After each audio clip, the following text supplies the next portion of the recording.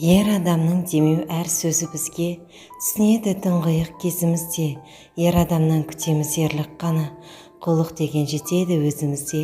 Ерлер жайлы жоқ тарих жазып өткен, құрсын соғыс ерлерді асып күткен.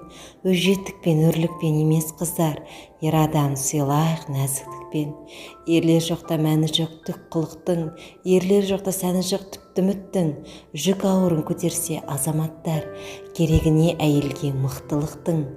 Осы өлеңмен демеймін мәз етемін, мойындады қыс кетіп жаз өтерін. Мойындаудан қашамыз неге бірақ, әйелдің көп ерлердің аз екенін. Әртүрлі іспен жадыңда қалады әр күн, көзі жетер ойменен қарағанның. Теңдік алған әйелден әлде қайда, биік әлі орны ер адамның.